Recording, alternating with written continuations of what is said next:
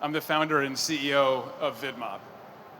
So it's ironic that we're here today to talk about whether or not AI is a threat to marketers, because in a lot of ways, this is actually where I started VidMob. So in 2014, I read a post by a guy named Kai-Fu Lee, who was then leading Google in China.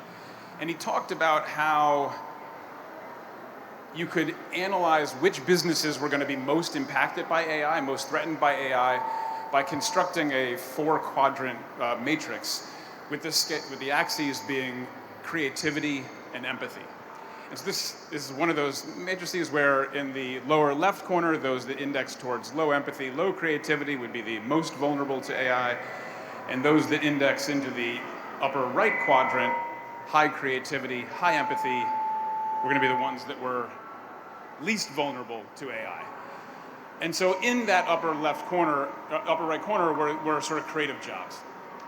And one of the things that I was thinking about at that time in my career was how to build a more purpose-driven business.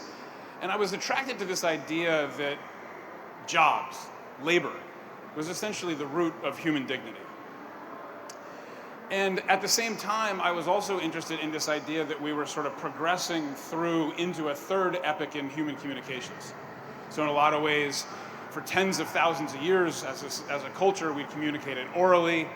And then since the Gutenberg printing press, the last 500 plus years, we've communicated through text and images. And in recent times, we've moved into the screen age.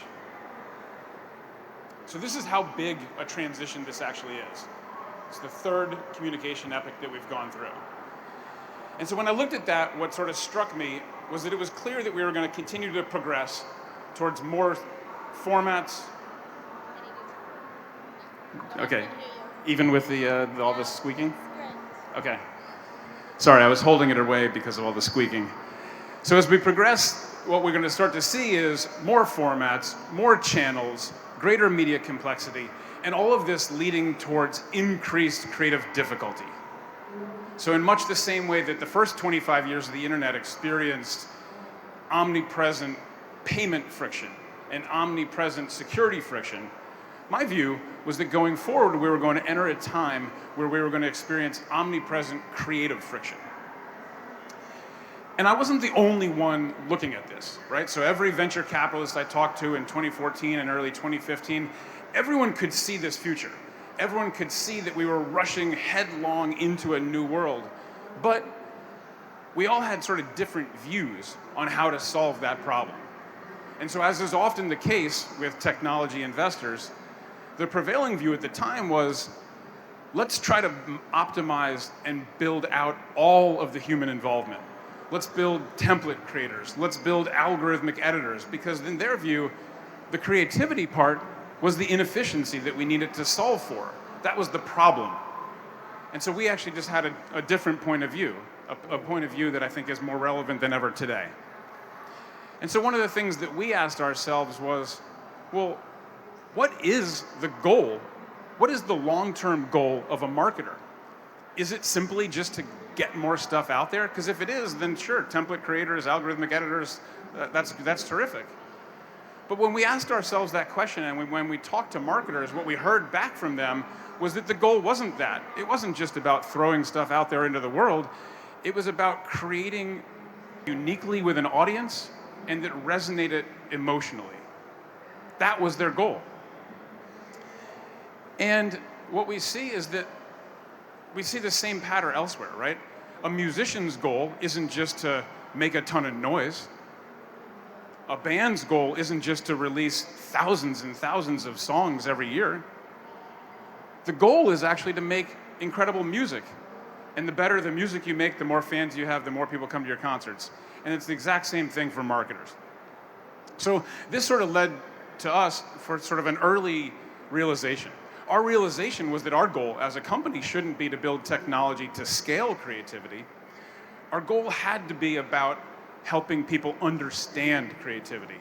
How do we actually get beyond, hey, this is the ad that works best, or this is how well that ad works? How do we get to a point where we can actually understand why?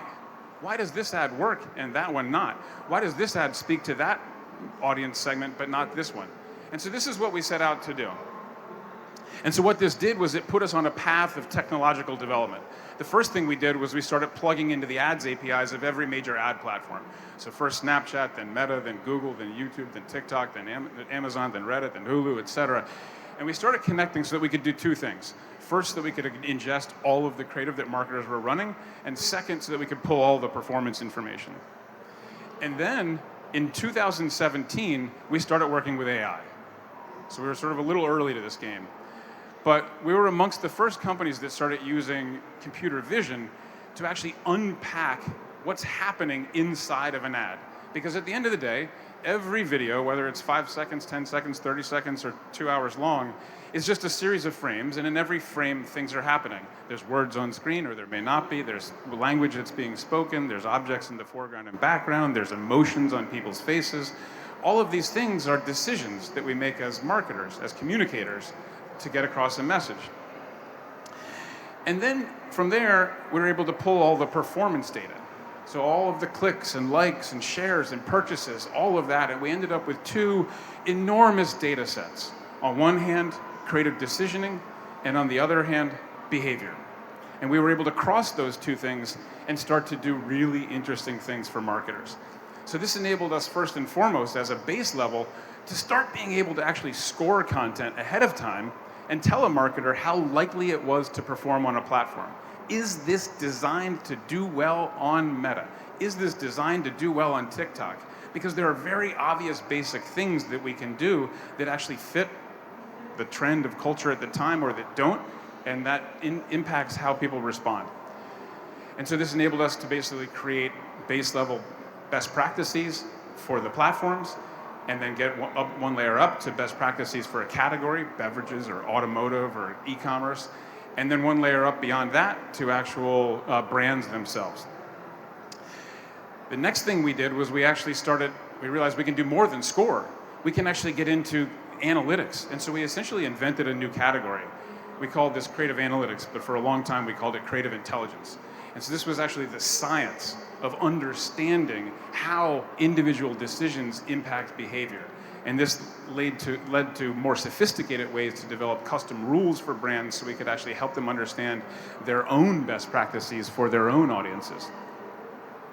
And what this did was it started to give us incredible data that gave us clues into the way that people responded to things. And so in this particular example here, this was working with a cruise line company, and one of the things that started to pop out was that for people under 30 on Facebook, waterfalls and horses were really important. Now, today, and this is something that you're probably hearing all over the place, we're like, oh, we're just gonna be able to take all this data and throw it into generative AI tools and off we go. So if we know that waterfalls and horses are great, we can just throw this into Midjourney or DALL-E or Firefly or whatever, and here we go, done, case closed, off it goes. But of course, it's not as simple as that, right? And so I want to talk about how we actually use data with humans and why we shouldn't be concerned that led to an actual result for this marketer.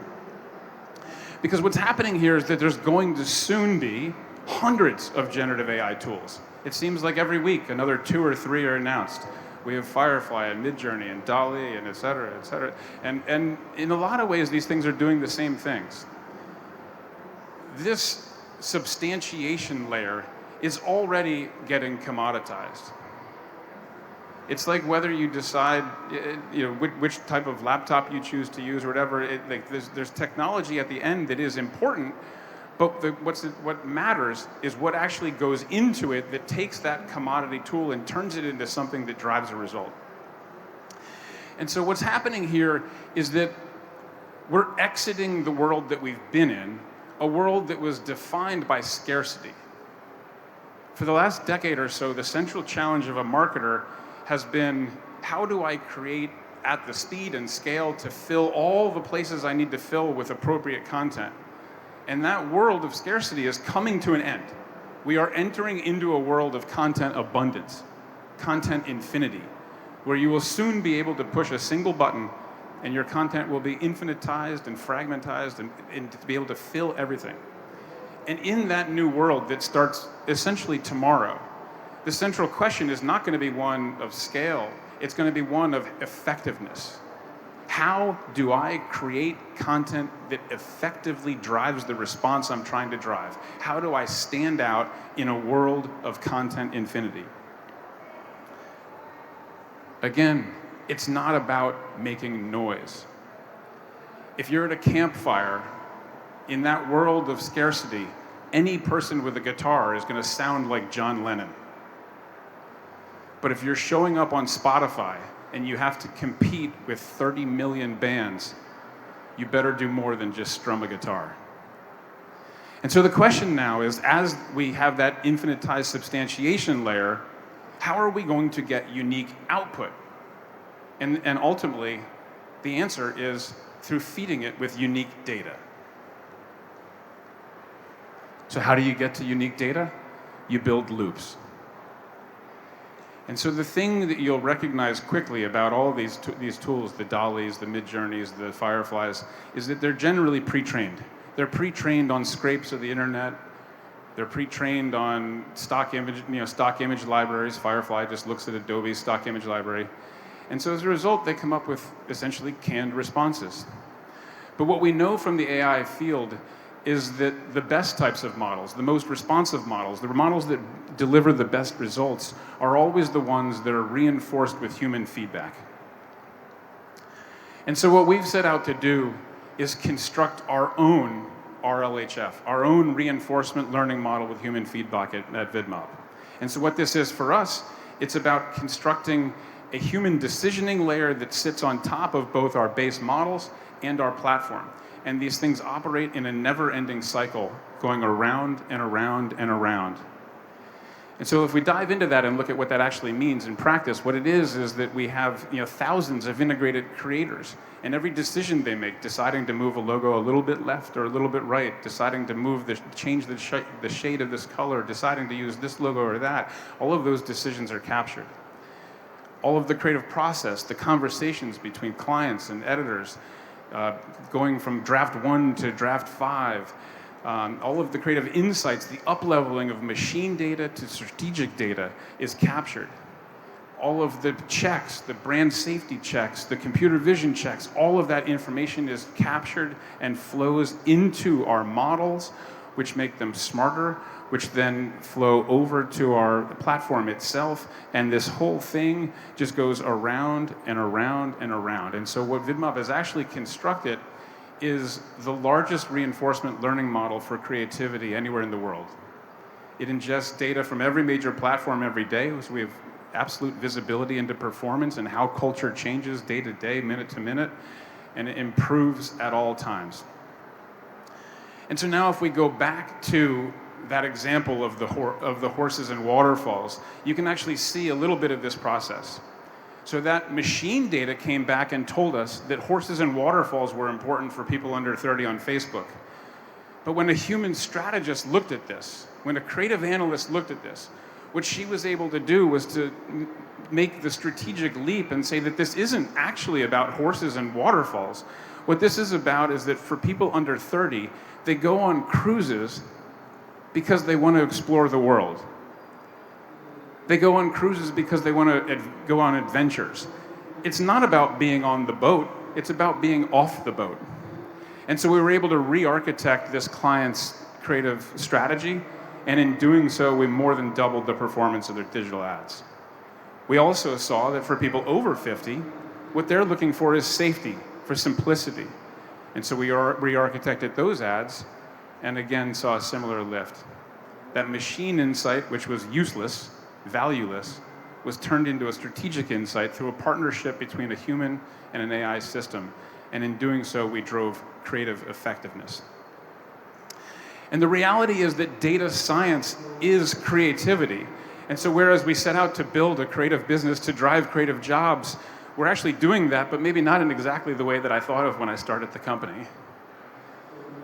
And in this AI-first world that we're heading into, that we're already into, the loops that generate unique signals and unique data are going to be the key to future competitive advantage. They may be the only key to future competitive advantage.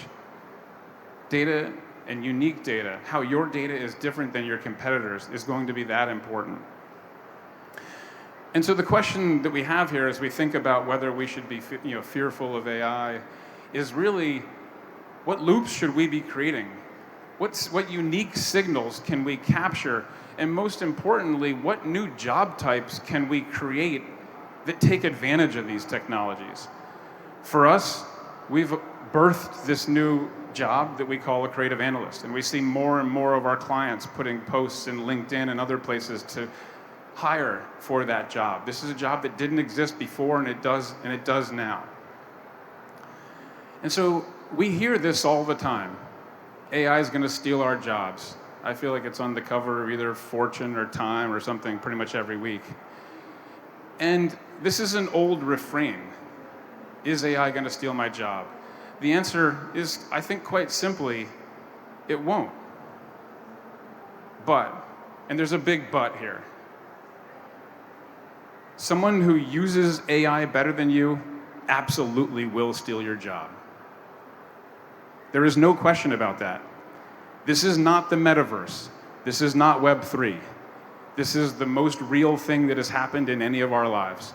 And everything is going to be different from this day forward. And so when we think about whether this is something that we should fear, whether AI is coming for marketers' jobs, I think that the answer probably is yes. But not the same way that we think. We should fear this the same way a farmer feared a plow. Or years later, a farmer feared a diesel combine. These are things that change the way we live and operate and do that forever. There is no going back. But for those of us who embrace it, and I hope that's everyone here, for those of you who lean fully into this opportunity, what lies ahead is a world of incredible opportunity, a world of being better, faster, and more efficient than your competitors, and yes, even a world that's more creative. So thank you for your time. I'm reachable at Collmerica through VidMob, and I appreciate your interest.